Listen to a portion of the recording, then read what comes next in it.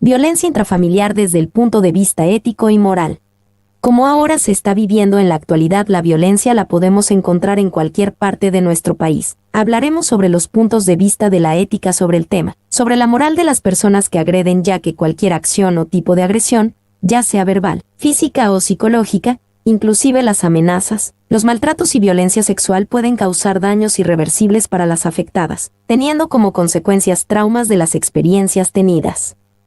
Muchas de las mujeres se dejan ya que traen pensamientos que la mujer todo lo debe de aguantar, asimismo como los hombres que ellos son los que deben de educar a sus mujeres para que sean obedientes y no quieran ser más que ellos, lo cual utilizan los golpes o ya sean las agresiones ya mencionadas.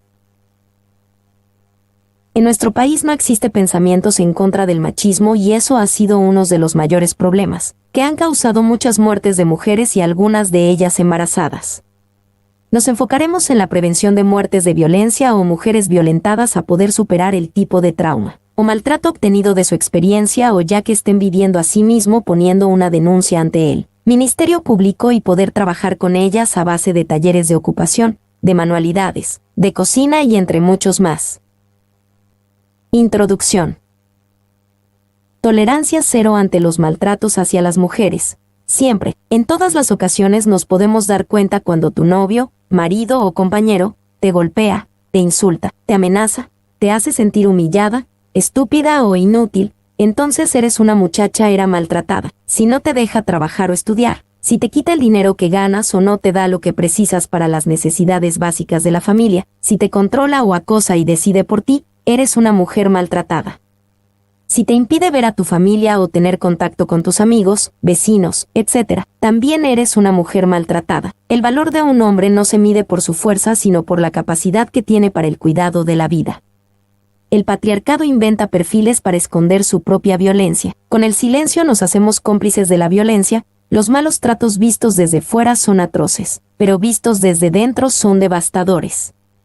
El maltratado es un delincuente, pero la mujer maltratada se convierte en una persona gravemente afectada psicológicamente. La autoestima de las mujeres baja a niveles mínimos. Tienden a interiorizar el machismo del marido y de las figuras de autoridad. Las familias en donde hay maltrato, generalmente son familias donde los roles están muy separados. El rol del marido tiene mucha importancia, y la mujer se considera que aportan menos. Por eso ellas, las mujeres, pierden su autoestima, tienen miedo, estrés, conmoción psíquica aguda, ansiedad, depresión, desorientación, incomunicación y aislamiento provocado por el continuo desamparo social. Muchas cortan con la familia para que no se enteren de lo que pasa. Lo normal es que la víctima tarde de 6 a 10 años en poner una denuncia y varios años en que los que la rodean sepan la realidad, tienen sentimiento de subordinación y dependencia y además, sienten incertidumbre. La violencia familiar desde el punto de vista de la ética. La violencia intrafamiliar se suele dar por problemas entre padres e hijos, madre e hijos, entre padre y madre o entre hijos y suele suceder por falta de comunicación, desacuerdos u otras circunstancias. Es ético porque abarca formación cívica y ética dentro de ti. La ética estudia qué es lo moral, cómo se justifica racionalmente un sistema moral, y cómo se ha de aplicar esta más adelante a los distintos ámbitos de la vida social. En la vida cotidiana constituye una reflexión sobre el hecho moral, busca las razones que justifican la utilización de un sistema moral u otro, pero ¿qué moral posee aquella persona que infringe contra otra? La violencia es la posibilidad de destruir a alguien solo con palabras, miradas o insinuaciones es lo que se llama violencia perversa o acoso moral. Y no solo eso, sino que también analiza el mecanismo de funcionamiento de ese proceso en la pareja, la familia y la empresa, una especie de espiral depresiva, cuando no suicida, que arrastra irrevocablemente a las víctimas en su caída mortal. Estas insidiosas agresiones proceden de la voluntad de desembarazarse de alguien sin mancharse las manos. Puede parecer una contradicción introducir ética y violencia en el mismo campo, en la misma expresión. Sin embargo, si entablamos un espacio de legitimidad para la violencia, no lo es. No debe de serlo. La base y fuente de alimentación del derecho regulador de la convivencia democrática es la ética, una suerte de sustrato normativo que determina la rectitud y el sentido del comportamiento humano. La ética ha de ser, por tanto, el referente para la interpretación de escenarios y circunstancias sociales donde la violencia está presente de una manera que soslaya el alcance del derecho pero que compromete la dignidad de las personas, su condición de seres humanos libres e iguales. Si aceptamos la existencia de una violencia legítima, su aplicación debe no solo ajustarse a la ley sino a un código ético de base y, por el contrario, la violencia ilegítima podrá no ser ilegal bajo determinadas configuraciones situacionales, pero desde luego, tendrá aristas que contravengan la ética y que provoquen su rechazo. Así, únicamente desde un pronunciamiento ético de base, se puede introducir a comportamientos que, no siendo intrínsecamente ilegales y ni siquiera ilícitos, son decididamente inmorales en su alimentación, directa o indirecta, de la violencia. Sin entrar en las disquisiciones filosóficas acerca de la ética y la moral, que superan mi intención en este artículo pero que basculan entre la existencia de una ética universal o de varias más ancladas a morales ideologizadas, propongo por qué la ética más apropiada para un manejo moderno de la violencia es una ética de la ciudadanía, sustanciada en los derechos humanos. Tal ética no sería incompatible con códigos morales religiosos, como el católico, o de otra índole. Antes, al contrario, semejantes códigos serían traducciones comportamentales con un fundamento ontológico común, esa ética ciudadana de los derechos humanos. Una ética laica, ciudadana y destilada a través del alambique de los derechos humanos. 1. Tipos de violencia doméstica.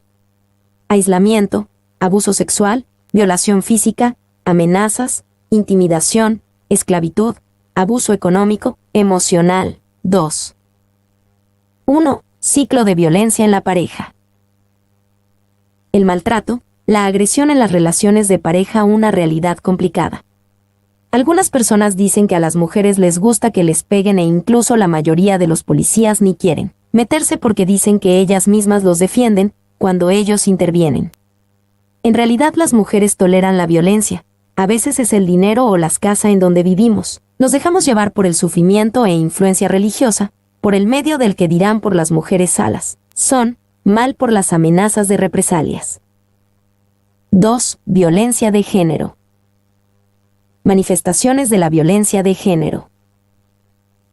La violencia de género es entonces una manifestación de las relaciones de poder históricamente es la desiguales entre las mujeres y hombres, y la discriminación contra la mujer y la interposición de obstáculos contra su pleno desarrollo.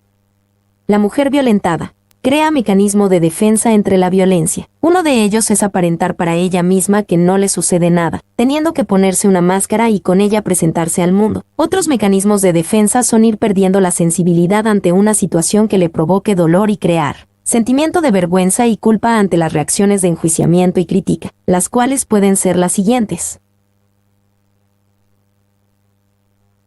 Violencia física, sexual y psicológica en la familia.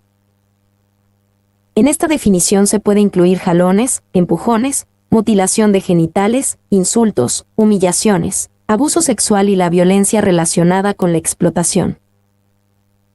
Violencia física, sexual y psicológica a nivel de la comunidad en general. Incluye las violaciones, los abusos sexuales, el hostigamiento y la intimidación sexual en el trabajo, en instituciones educacionales y en otros ámbitos el tráfico de mujeres y niñas y la prostitución forzada. 3. Clasificación de la violencia de género en ética. Violencia física. Son golpes, empujones que provocan una lesión exterior visible que ponen en peligro la vida de la persona y proceden incapacidades, cicatrices, etc. en la mujer y en ocasiones llaga a la muerte. Violencia psicológica. Es aquella que no deja huella exterior en el cuerpo pero que puede tener más graves consecuencias para la salud mental de la mujer, por ejemplo, que el digna a la mujer que está fea, que no sirve, que la casen a la fuerza, la obligan a realizar trabajos pesados cuando están embarazadas o enfermas y que las hagan sentir en una posición diferente en la sociedad que puede perjudicar a sus hijos. 3. Abuso emocional. Hacer sentir a la mujer que no hace nada bien, o que ésta loca culpabilizan por todo, se burlan de ella, la ridiculizan o la humillan ante su familia, amistades o extraños. Intimidación. Es una forma de atemorización de las mujeres con mandas, gestos, actos, gritos, rompiendo objetos, destruyendo cosas, te bloquea la entrada o salida de las casas. 4. Aislamiento. Implica el control de las actividades de las mujeres, entre ellas se encuentra, a quien observa, con quien habla, a dónde va, le impide visitar a sus amistades y familiares o que le visiten, esconden sus cosas, escuchan sus conversaciones, no le dejan salir sola. Amenazas. Te amenazas y le dices que piensas abandonar, lo que te va a matar o herirte o que él se va a suicidar. Amenazas con quitarte tus hijos o la casa. Violencia verbal. La violencia contra la mujer no solo se manifiesta con golpes, también es violencia la agresión verbal y las amenazas, utilizar un tono intimidatorio o dar órdenes de manera prepotente. Los insultos, los gritos, las palabras agraviantes también son un tipo de violencia que ocurre con mucha más frecuencia de lo que se cree. Material y método.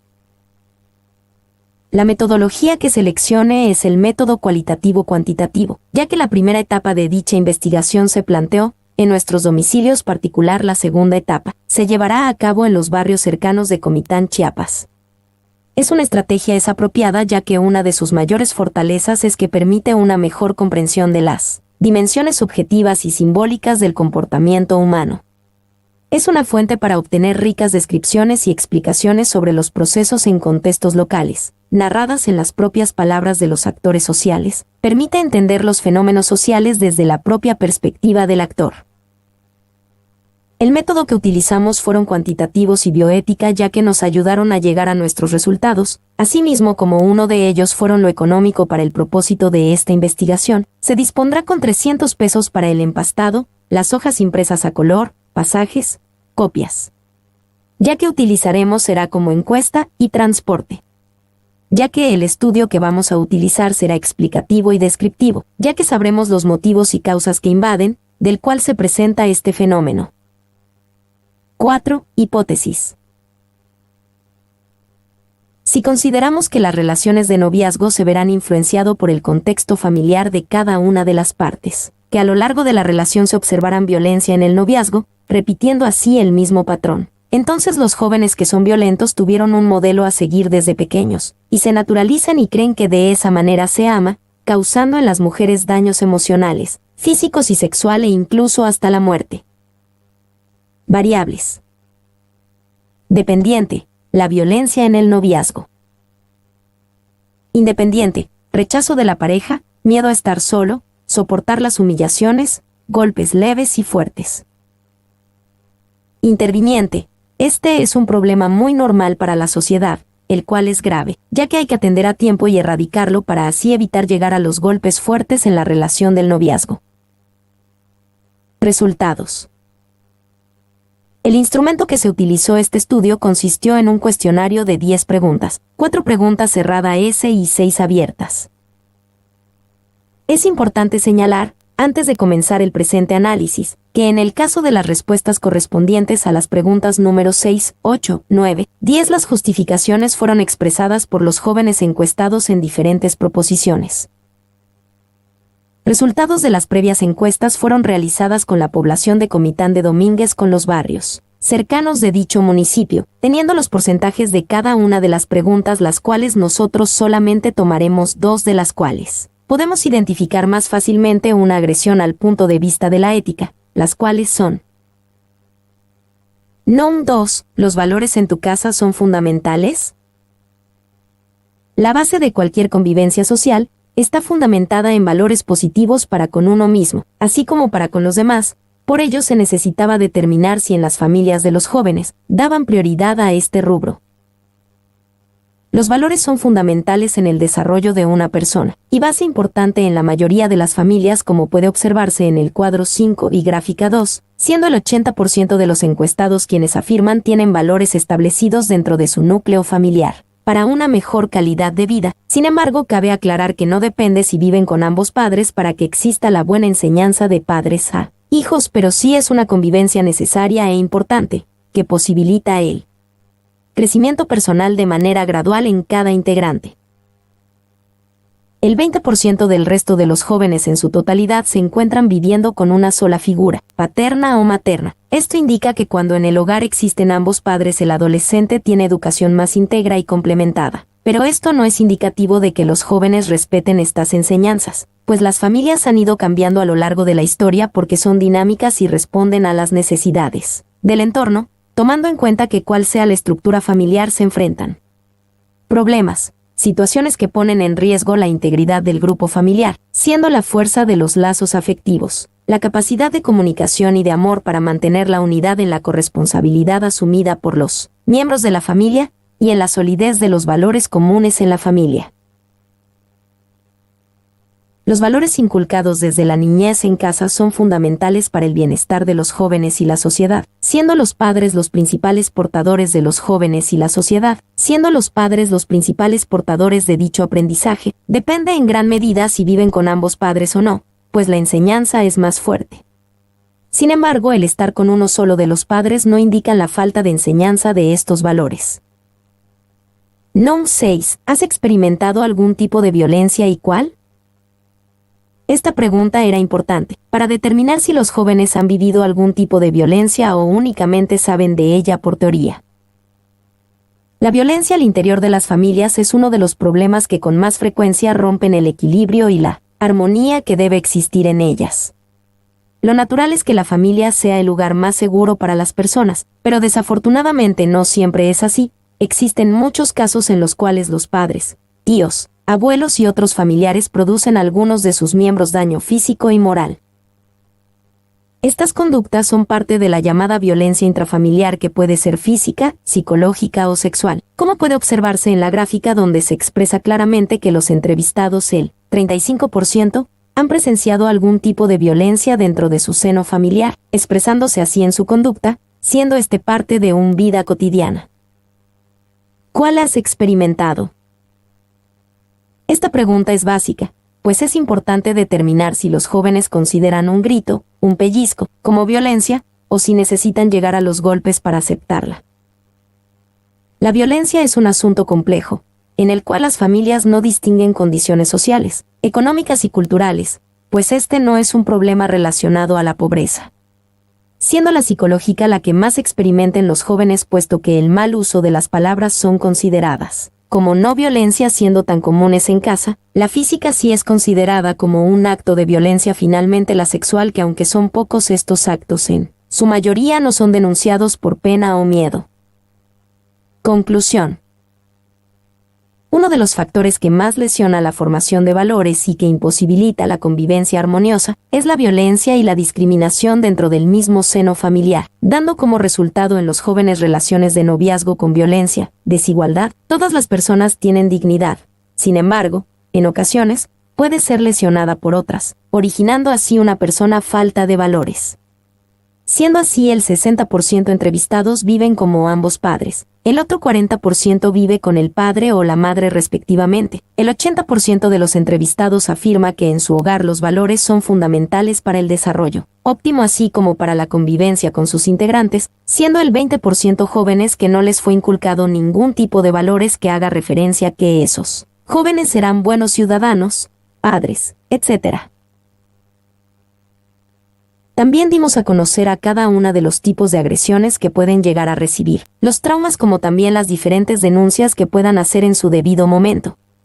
Cada una de las agresiones obtenidas por la investigación tienen un proceso en el cual se debe de prevenir, y si ya lo llegaran a presentar, tener una solución rápida mientras se les da su proceso de curación y rehabilitación.